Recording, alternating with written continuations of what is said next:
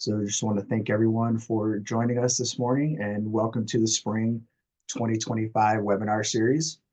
This webinar is hosted by the Social Presence Literacy Lab and the Center for Innovation and Research and Teaching at Grand Canyon University.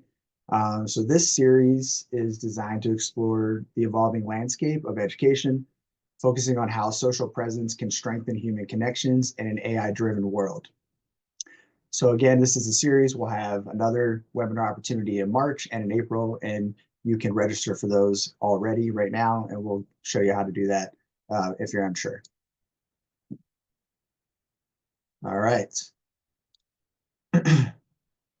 Excuse me. Before we dive in, I just want to remind you that you can go back and watch our pre-recorded session. This was a session I created in January. It's like a 10 to 12 minute video, and it's on the social presence in the age of AI, strengthening human connection. So hopefully you were able to watch that before you joined today. It's sort of like the trailer for the webinar series. You can access that video here using that QR code if you haven't watched already. There's also should be some links as we get further on. We'll have the Social Presence Literacy website that you can access those as well. All right. So just want to introduce ourselves. My name is Thomas Dyer. I am the director of the Social Presence Literacy Lab. I've been, so I'm also a full-time online faculty at GCU. I've been with the university for almost 17 years. And I started the Social Presence Literacy Lab last April of 2024. And in that process, was looking for some fellows who would work alongside me to develop content for the lab. And we sent out an opportunity for people to apply, and we had about 80 applications come through, which was awesome. And the two fellows that were chosen were Elizabeth Larson and Jacob Aros. And I'm going to let them introduce themselves here to you quickly. I'll go first. My name is Elizabeth Larson. I'm an associate professor at Grand Canyon University. I've been with GCU for almost 20 years. This is actually going to be year 20. And my main teaching area is in philosophy and critical thinking. Well, my name is Jacob Aros, and I've been here for just over 14 years, just celebrated 14 years. And they say that you don't remember like big times in life for big events, but you remember locations. And so, I can close my eyes and I can remember a real significant time in my life was actually sitting down and talking with Tom and Elizabeth about social presence when I was a new faculty member. And they kind of like, I can remember the conversations where they took me under their wing and brought me along in their journey in social presence. So really grateful to be here and work with them and hopefully share some things with everybody here as we talk a little bit about social presence and AI. All right, thank you both. So I want to talk a little bit about the lab first and kind of what social presence is and what we are doing, and then how we were able to mesh this with AI and even why. So, recognizing the importance of social presence, I established a Social Presence Literacy Lab to help educators like you enhance your ability to create social presence in online teaching environments. The lab was grounded in the idea that good teaching is inherently social, right? It's not just about content delivery, but about building relationships and making learning dynamic and meaningful. So at the lab, we hope to actively engage faculty members in the exploration and implementation of social presence strategies within their online teaching practices. We hope to do this through workshops, consultations, and collaborative initiatives. We aim to empower educators to cultivate meaningful connections and foster interactive learning environments within the virtual classroom. We hope to establish a vibrant and dynamic online presence, which we've already begun. We want the lab to serve as a hub for resources, discussions, and collaborations in the field of social presence and online education. In that endeavor, we recognize the importance of ongoing professional development and equipping educators with the skills and knowledge to excel in online teaching. So our goal is simple: It's to expand and diversify our professional development offerings, provide workshops, training modules, and resources and webinars just like this to enhance our best practices in social presence and online education. So to get us started, I would like to hear your thoughts. I want you to take a moment to respond to this question using Mentimeter. So you can go to www.menti.com and enter the code you see on your screen, or you can use the QR code on your screen, and you can enter that code as well.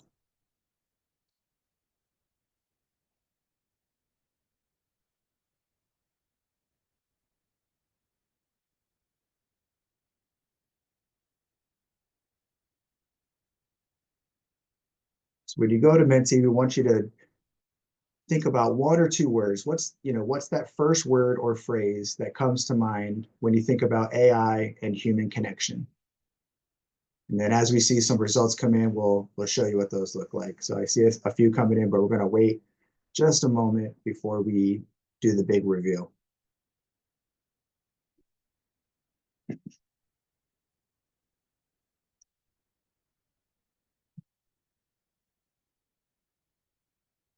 I think we can go over and go to the next slide, Jacob. And hopefully this works and we'll see our word cloud begin to develop. Yeah. All right. So we see easy, different, disconnected, plagiarism, distant, exciting, community, robot. All right. So these are a lot of the things I was expecting to see. So this is validating. And I hope throughout this presentation, you will begin to feel supported, feel that collaboration, and figure out that AI is simply just a tool. It's not the end all be all, and that our human engagement is required. So we'll go ahead and move on to the next slide.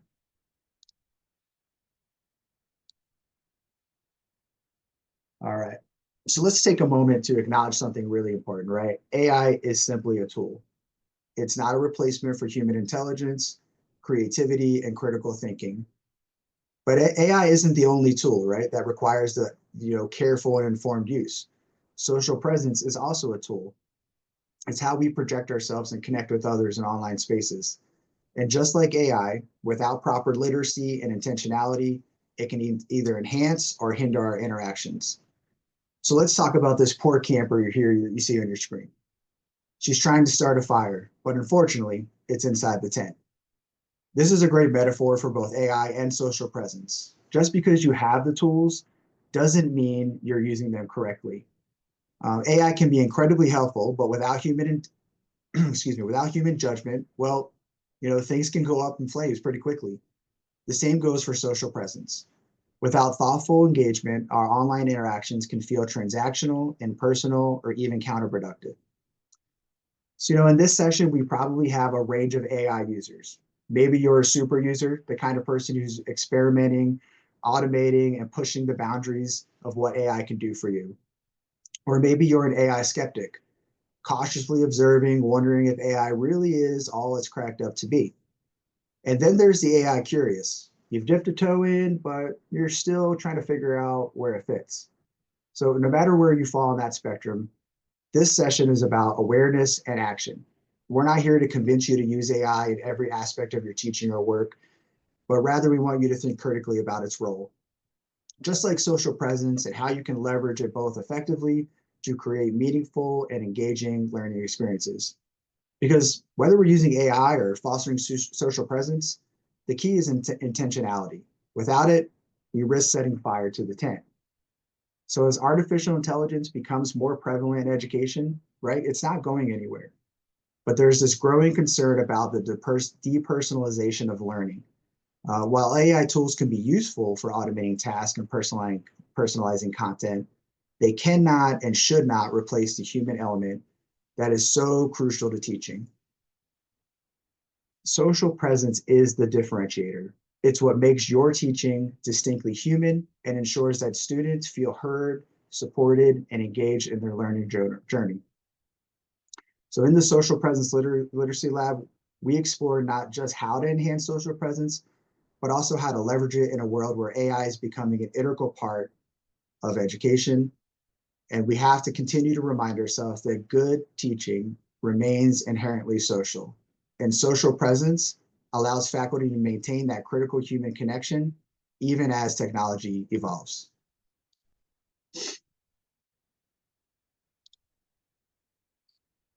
So today, this is our agenda, and we're going to be taking a look at um, what we're introducing social presence and AI.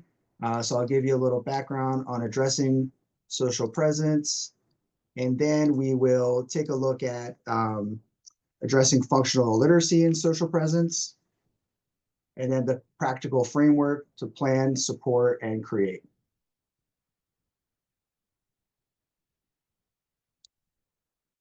All right. So I want to talk a little bit about what is social presence. Social presence is that ability to present oneself as real, that you're a real person in the virtual environment, fostering open communication, emotional expression, and group cohesion. At its core, it emphasizes that human connection and is what drives that meaningful learning. This concept is rooted in the community of inquiry. I'm assuming most of you have heard about COI, but perhaps you have not. COI is the framework that highlights how cognitive, teaching, and social presence interacts and how they create an engaging and collaborative learning environment. So what is literacy? I think we've all heard the term literacy. We typically think about literacy in reading. But when we talk about the definition of literacy, we want to talk about the concept of literacy, and we begin to talk about this idea of fluency. You know, with anything, language, written language, spoken language, music, it's a skill that's something that can grow. So the higher our level of literacy, the more fluent we become and the stronger our ability is to express ourselves. So the NAAL, the National Assessment of Adult Literacy, defines literacy as both task-based and skills-based. The task-based definition of literacy focuses on the literacy of everyday tasks an adult can and cannot perform. The skills-based definition of literacy will best define this definition of literacy for which we study. Skills-based literacy focuses on the knowledge and skills an adult must possess to perform those specific tasks. So social presence is no different than language, music, or our own favorite hobby. We can grow in our literacy, become more fluent, and continue to find new ways to express ourselves. So the social presence framework, or the SPLF, was developed as a direct result of ongoing research and reflections on social presence, particularly from my dissertation. This framework was designed to address the complexities of building meaningful human connections in online learning. It acts as both a guide for faculty and a foundational structure for our efforts within the lab. So this framework comprises 4 key pillars: knowledge, application, evaluation, and creation. So these pillars represent a progression from understanding what social presence is to applying it in practice. And then we get to evaluate its effectiveness, and then eventually innovating new strategies to enhance connection. So knowledge is this area that covers topics such as faculty interaction intensity, so the degree to which we interact with students, creating community cohesion, and then our knowledge and experience of social presence and the content of our courses. Application is how we learn to effectively integrate technology tools, creating immediacy through affective association, enhancing student engagement through interactive learning experiences. And then the evaluation area focuses on assessing the effectiveness of instructional strategies. So exploring topics such as faculty investment in online learning and chronemics. And chronemics is the study of time or time management within interpersonal communication. And then creation, this area focuses on, encourages our faculty members and researchers to create new methods, tools, resources that enhance social presence in the online classroom, promoting creativity and forward thinking. So in the context of AI, integration of the SPLF is vital.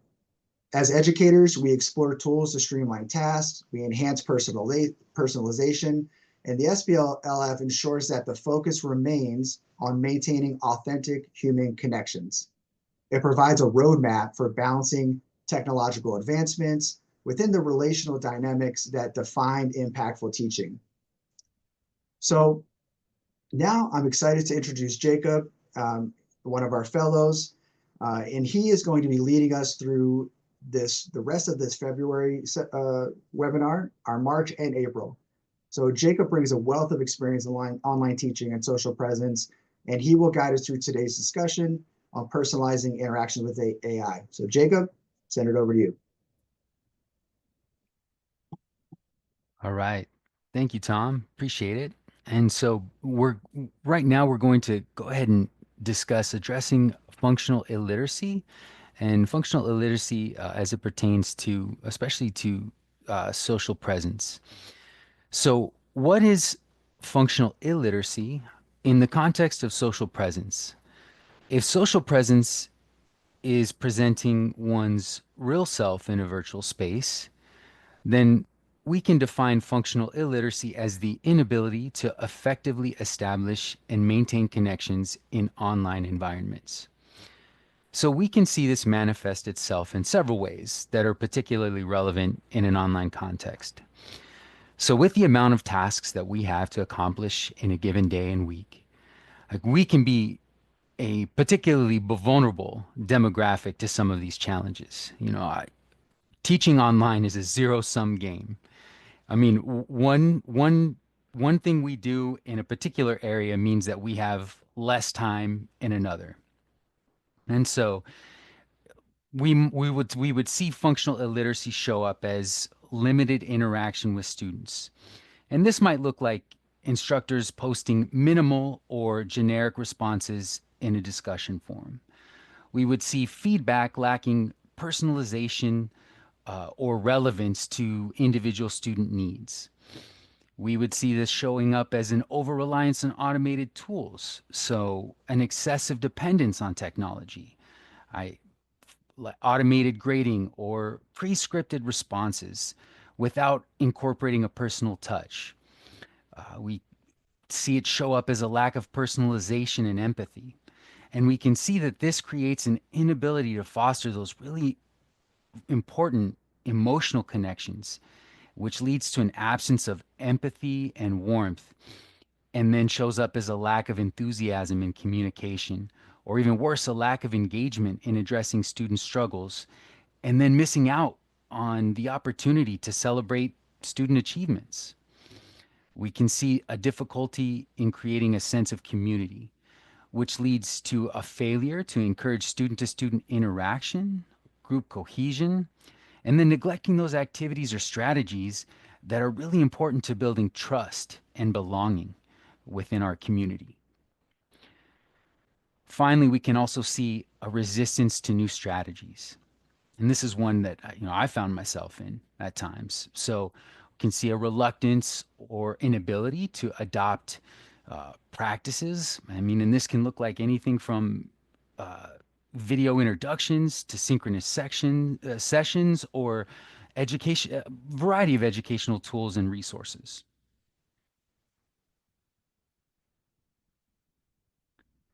Now, when we look at functional illiteracy versus social presence, we can begin to see the implications and the challenges and how those line up.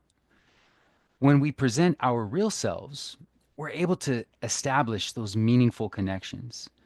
Social presence offers us an opportunity to overcome the challenges of limited interactions with students and diminished faculty to student rapport, and address the lack of empathy by infusing our class with open communication and connecting and exchanging new ideas.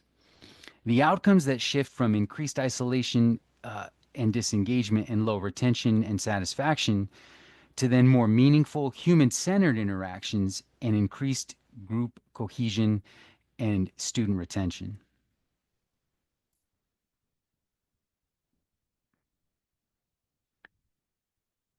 So, we want to consider challenges of functional illiteracy and social presence. And as we do so, it's important to shift our focus to solutions.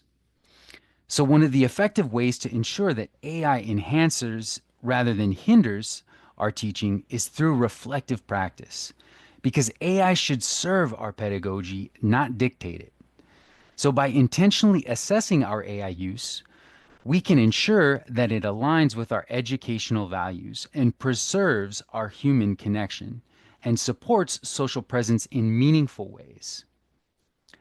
AI has the potential to support discussion, facilitation, and provide personal feedback and streamline administrative tasks. But these tools must be used intentionally. Faculty presence is still essential. Warmth, immediacy, and authenticity must remain at the core of our teaching. AI should never replace human connection, it should amplify it. And I really want us to focus on that. I want us to think about it, marinate on it, maybe. AI should never replace human connection, it should amplify it. AI in service of social presence. Our role as educators is to ensure that our presence is felt, that our students feel seen, and that AI as a tool remains meaningful. Professional development to help us navigate AI's role in social presence. We have a resource and professional development opportunities at our fingertips. Webinars like this one, targeted at social presence literacy. We have the Social Presence Literacy Lab, which provides a space for ongoing exploration and discussion. And we invite you, you can join an existing discussion or even start your own. And the key takeaway is this: AI is a tool, but human presence is the foundation of learning. So as we move forward, let's keep this in mind. AI is here to stay, but so is our ability to ensure that it remains a tool that serves rather than reshapes our pedagogy. By staying reflective, intentional, and engaged, we can ensure that AI enhances the human connections at the heart of education.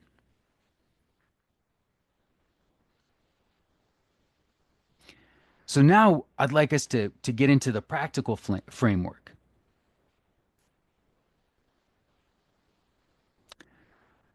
AI, while a tremendous tool, like any tool, must be used with purpose. All right, so let's see. Hopefully, I haven't put anyone to sleep. So, who here would consider themselves a child of the 80s? All right, so use the reaction button and raise your hand if you would say that you are. Let's see. Let's see if I can get some engagement. All right. Okay. Okay. All right. All right. Good. All right. I've done my job, at least for the time being. I haven't put anybody to sleep. Thank you, guys. All right. So I was born in the 80s, and I came of age in the 90s when movies like The Terminator 2 and The Matrix and their portrayal of AI were part of the zeitgeist. And so more recently we've seen movies like Ex Machina and Her further that conversation on AI as well. And so while those movies all have very different approaches to what AI is or can be, for me there's a through line that can be drawn through those, and that is when we do not use our humanity to harness AI, we lose out on the potential it has. So, using the elements of social presence, we can harness the power of AI to humanize and personalize the interactions in our online classrooms. So, what might this look like? And how do we do this? How do we achieve this? So, I believe there are several approaches or phases we can consider when we look to implement AI to personalize interactions with our students and maximize AI's power while not losing our humanity or presence within the classroom.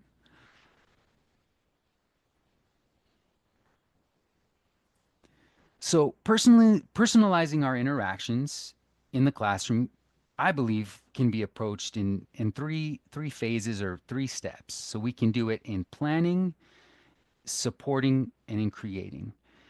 And in these phases, we can leverage the power that AI has to free up our time, maximize instructional strategies, and create meaningful interactions and build an engaging environment within our classrooms.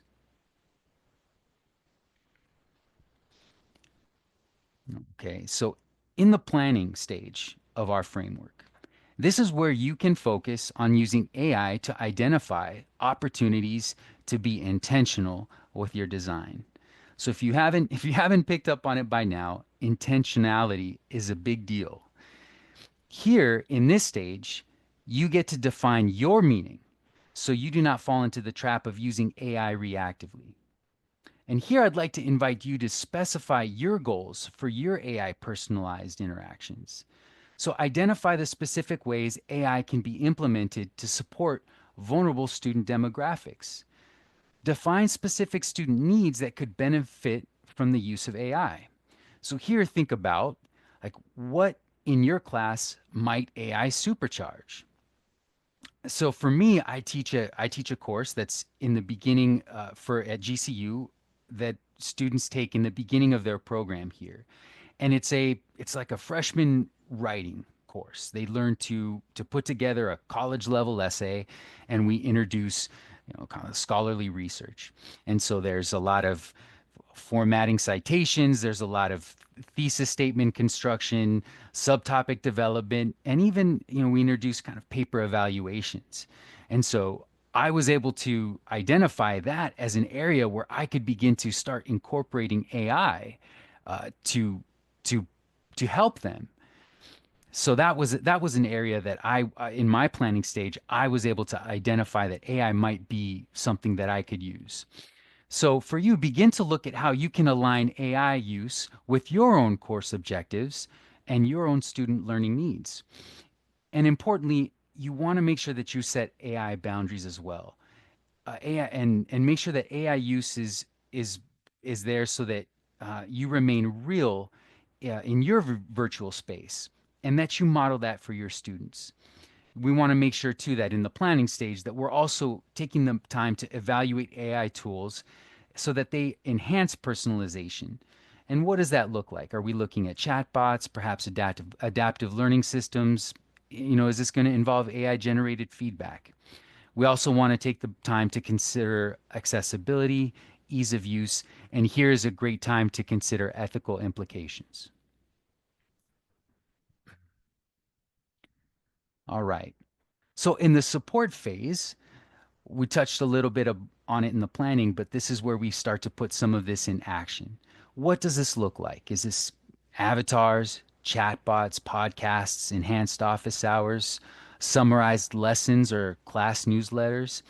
This is an opportunity to use AI tools to streamline some administrative tasks. Could this be automated grading in some isolated instances? Could this be reminders, or might you consider using AI assisted email drafts or discussion prompts? And so this is a great opportunity for you to reflect. And this makes me think of those situations where I'm sure we've all had them. You've taken some time to craft what you feel is that perfect instruction, perfect infographic. Maybe it's a great video that you've taken that time to put together to address a question or a student need. You've put it together and put it in the class, and you're still getting questions. You put in all this work to address a student need and also free up some of your time so that you can take care of other things, and you're still getting questions. Well, this is another opportunity to ask AI to review for clarity. Review for clarity. Get another get another perspective on it using AI, and then you review, add your personal touch, and see how you can make sure that after AI's looked at it, that you're ensuring that it's still meeting your student needs. Use AI to free up time for more meaningful, human centered interactions. And what does this look like? What might be a practical example? Now that you've offloaded what might be some administrative tasks using AI, now you have time for more office hours. Maybe they're extended office hours. Maybe now you might consider going to Zoom office hours, or you can now reach out to students more proactively, where in the past you've only been able to reach out to students because you students who might have missed an assignment or have done poorly on an assignment, you now are able to identify students who are maybe still turning work in or doing okay. Now you're able to reach out to students who you can offer some additional help to. The sky can be the limit. Here with AI, you can automate some low stakes feedback and then really dive into personalizing high stakes discussion, integrating chatbots that can help students get additional help on, and this again, I touched on this, thesis statements. For me, this was in-text citations, but here you insert your bottleneck. Free up your time to reach out to students who are struggling, or again, open up more office hours.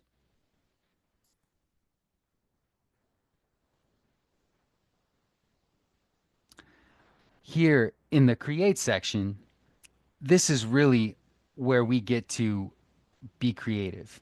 And this is an opportunity where you can integrate some really exciting AI driven gamified learning experiences and really tailor them to your individual goals, such as customized quizzes, challenges, leadership boards, class newsletters, and again, this is where we get to have an opportunity to have some fun and infuse our personality and humanity. And so, for example, I talked a little bit about in support, kind of freeing up some time, but here I provided an example, and you can see kind of in the middle, there's a citation video quiz. And so, what I was able to do using AI is I took some time out of I took some time out and I created a citation video where I walked my students through how to perform several different kinds of in-text citations. And I had this resource that I had given students, and it was just a resource that they could use and refer back to. But I wanted to create a more dynamic resource for students, and I was struggling with finding the time to do so. I thought a quiz would be great, but a quiz can be difficult to create because you want to create questions, you need to create a bank of choices, and then you need to put that all together. I was able to take that video, I was able to use AI to create all of that for me. And now instead of just a video resource, I have this new gamified resource that students can use. So I post this video with the quiz that students can take. They can take it over and over again. They they can interact with it. It's a game. It's really fun. It's really exciting. They get different badges when they take it.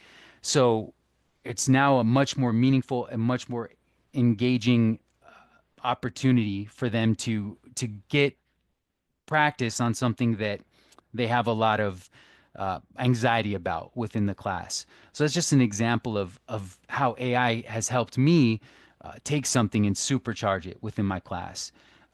But that's just one example, and we have several others on this slide that are pretty exciting. And I would like to open it up, and I would like to let um, Tom and Elizabeth share because these are examples from their class as well. So I would like to let Tom and Elizabeth share a little bit about some of the things that they've done using AI to supercharge their class and support and engage and personalize it for their students. All right, thanks, Jacob. So the first one I want to talk about is over here on the left hand of your screen with the game controller. Looks like some digital badges. And so this actually was created back in 2016 or so. Well, at least the idea of incorporating a digital badging program. So I didn't use AI to create my digital badges or the badging program. But now that we have access to AI, I've begun to think like maybe some of my badges are a little stale, or perhaps I can use AI to give me some more ideas on what are other badges that I can provide to my students that would maybe help motivate or engage them in the classroom. Even looking at what are some different names I could call those badges. So it's just having a thinking partner to go through that process with. And then if you see on the far right at the top with the black background is something that I recently discovered in the last few weeks called Notebook LM. So I'm not sure if anybody has heard of this, but it is an amazing and slightly scary resource because it's so good. And it's so simple. Essentially, Notebook LM is a Google product. It's still in development, so it's constantly evolving. And basically, you can upload any document, PDF, and it will do several things. But the most impressive thing it does is that it turns your document into a back and forth two-person podcast, and it is phenomenal. Like I said, it's sort of scary because it you would have, if I didn't tell you AI created it, you would have no idea. It's not robotic at all.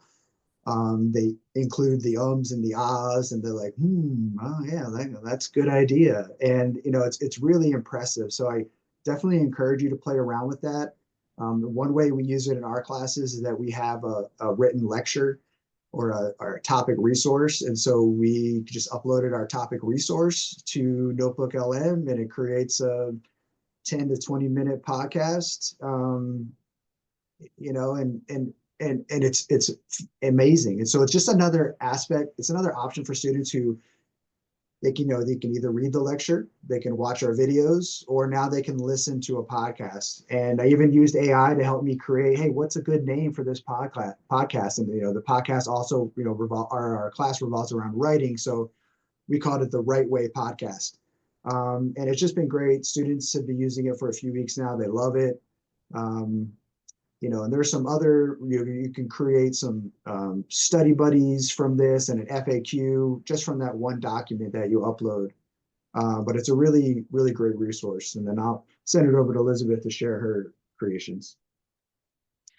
So I really enjoy using technology tools like Canva and Genially to help create an environment where students feel connected, they feel motivated and supported, and also to enhance student learning. So for example, on the bottom right, I have a class newsletter that I created for one of my classes. I do this every single week using Canva, which I'm pretty sure most faculty here, raise your hand if you use Canva a lot, because Canva is a really great tech tool to use, and it even has an AI component to help you with. So in my weekly class newsletter, I will infuse my personality through things like Bitmojis, pictures. I will share funny and relevant stories from my life to kind of help just connect to the weekly topic.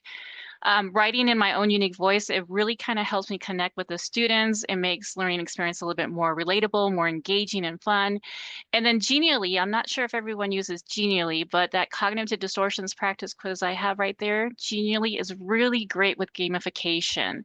I will use Genially to add a fun element to the class through interactive quizzes, through escape rooms, through posters, infographics, and stuff like that. And this really helps reinforce those concepts. It helps create, competition with students. It's like, oh, I got 100 on the practice quiz. Oh my goodness, I can't believe I scored. This one's actually a bowling game. I can't believe I scored a turkey, 3 strikes in a row on my quiz. That's awesome. And so these tools will make learning more dynamic. It also helps build that sense of community. It encourages students to engage with both the material and with each other. So just, a couple of tech tools that I like to use. Canva is really great for faculty, especially those who are just starting out with tech tools to kind of help enhance social presence. And then if you're a little bit more tech savvy, Genially is a great way to increase student learning through gamification. All right. Thank you, Elizabeth. And then up on the top, right above the cognitive distortions practice quiz that Elizabeth shared is the class newsletter, and that's offered through the Khan Academy, and that's free for educators, and they have a bunch of AI tools for faculty to use. And again, that's a class newsletter as well, and you can take your expertise and your class and you put in your needs and you can create each week if you wanted to a class newsletter to share with your students that recaps what your class covered the week before. And that's really where you can take your personality but also personalize the experience from the previous week for your class and give them that experience that would be unique to them, but also leverage the capability of AI so that what would have been really difficult to have accomplished, given everything that you must complete in a week in the past, is now a lot is now feasible. I don't know that that would have been feasible in the past, but AI can really do that. And again, it really builds that sense of cohesion in that group and gives that personalization that I think students crave from us. They want that connection.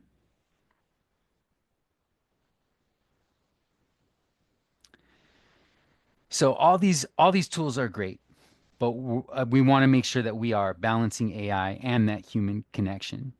So as we just touched on with the with the creation tools, and if AI is drafting the feedback, that's awesome, that's excellent. But we want to make sure that as instructors, we're still looking at it and that we're personalizing it. AI is a tremendous tool and it can really do a great job of identifying trends, but we want to make sure that we are interpreting it and that we are acting on it. Because automation creates efficiency, but it's humans that create the connection and the meaning. Teaching is a social endeavor, and humanity is always going to be at the core of what we strive to do. And what our students want out of our interactions with us, reflecting on our practical framework, be sure that we are balancing it with intention and connection. And so I wanted to say, I was thinking, AI can really help us personalize our interactions. And if we do that, it will help us also, it'll give us the opportunity to offer more personalized interaction. And I think that's really exciting. I think that's really what can the potential that AI has for us and what we want to share and what we want to be here to help everybody with.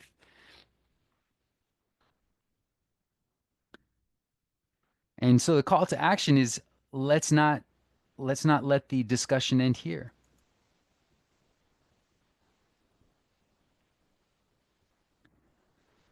So we want to, Tom, Elizabeth, and I want to express our gratitude and thanks to everyone who took the time out of their day to attend. And we'd like to invite you to keep the discussion going. And please visit us at the Social Presence Literacy Lab. And you can access our website using the link on the page or by scanning the QR code. We have a QR code for the website and then a QR code that will take you right to the discussion. Um, and and you can join us. We've got several discussions ongoing at the moment, but like we mentioned, you're welcome to start your own. Uh, but to engage in the discussion, you must be signed into CERT, and you would use the same credentials you use to sign into Halo. And we encourage you to participate in this great space and to ask questions, share insights, and reflect on today's webinar. Be sure to explore our resources as well. There's plenty of great stuff in there, please. And just as a reminder, here's what's to come in the spring of our 2025 series. So we just wrapped our February AI as a tool for connection, personalizing interactions in online teaching. And I believe this is going to go up as a recording on the CERT website. So if you needed to revisit or if you know of anybody who might have missed it and would like to check it out, please let them know that they could watch the recording on the CERT website. And in March, we'll have our next webinar on cultivating empathy in an AI-enhanced classroom, where we'll discover methods to foster empathy and relational engagement in a digital space. We will have another webinar in April where we'll dive into human-centered teaching in an AI-driven world. And in that webinar, we're going to learn frameworks to sustain motivation and engagement while balancing technology with social presence. And then in May, Elizabeth's going to bring it home with a pre-recorded session presenting a 5-step framework to ensure AI complements relational teaching dynamics titled Decision Making for AI Integration, a Framework for Human Connection. So together, these sessions aim to empower educators to navigate the complexities of modern education while keeping connection at the forefront of what we do. And you can use a QR code to access the Spring 25 webinar resources and to sign up for March and April. And with that, I think we're done.